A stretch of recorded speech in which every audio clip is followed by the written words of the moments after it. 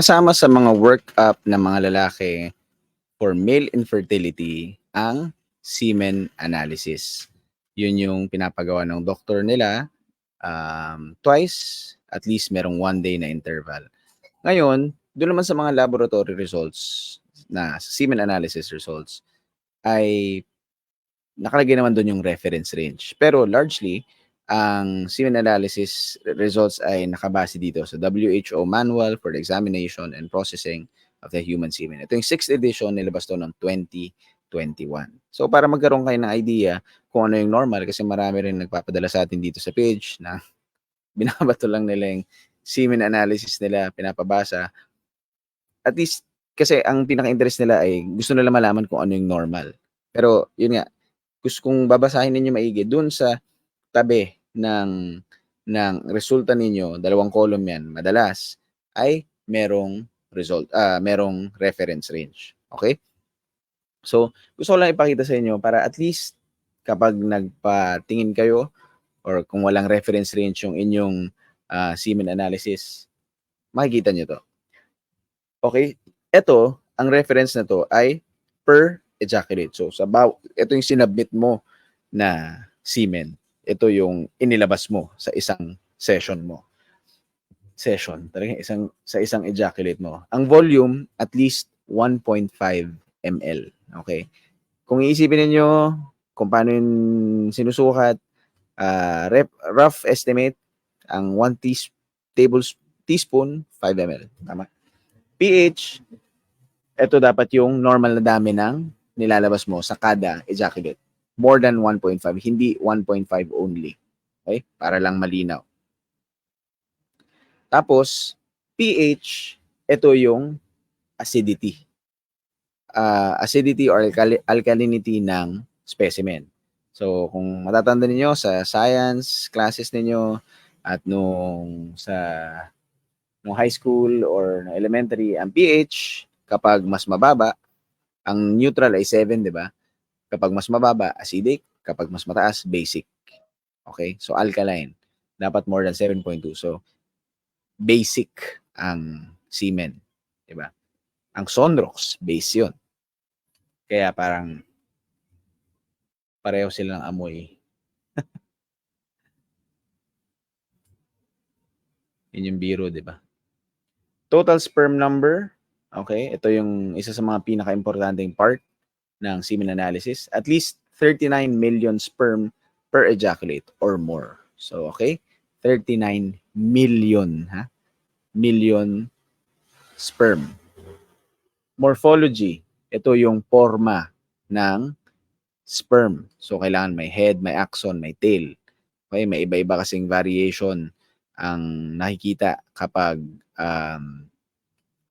sinisilip sa microscope yung sperm cell. Kailangan more than 4% dun sa ejaculate na sinabit mo ay normal. Vitality, buhay.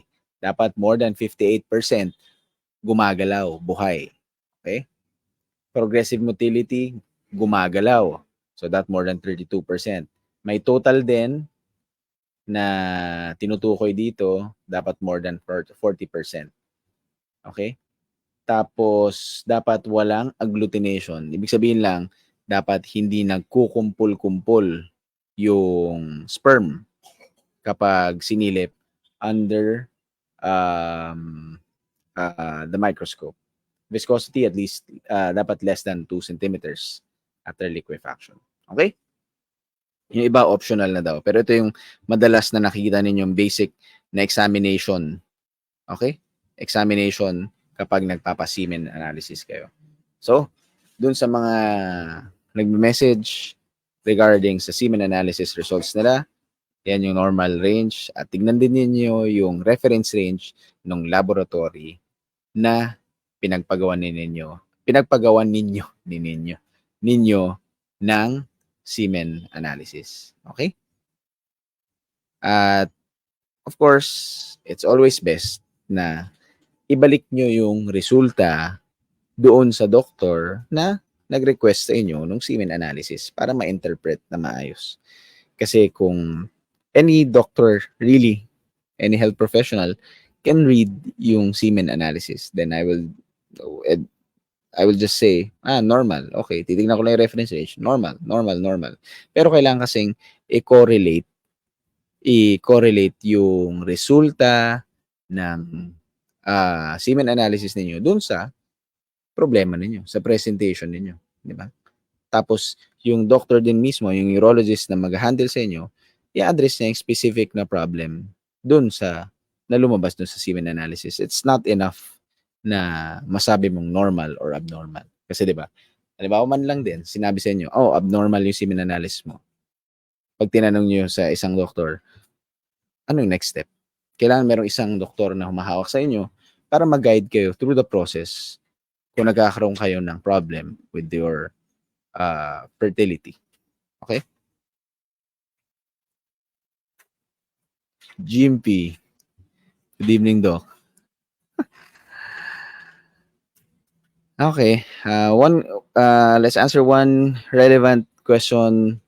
Pag may blood kasama yung semen, what does it mean po? Wala pong pain or hindi nahirapan umihi. Mahirap sabihin kung ano mismo yung nangyari sa'yo, syempre. Pero that's called hemospermia or hematospermia. And when you read the textbooks, it's most of the time it's a benign condition brought about by prolonged abstinence. So matagal na hindi naglabas or merong infection sa anywhere sa male sexual and reproductive tract. So mula sa testis, vas deferens, epididymis, seminal vesicles, at yung prostate, or sa urethra, meron kang infection, meron kang some degree of bleeding doon. Kaya naglabas ka ng semen na meron dugo. Okay? So if you have any other questions, you can message me here on Facebook, email me, and also you can check out yung other platforms natin sa Instagram, Threads, YouTube, at sa X. Okay?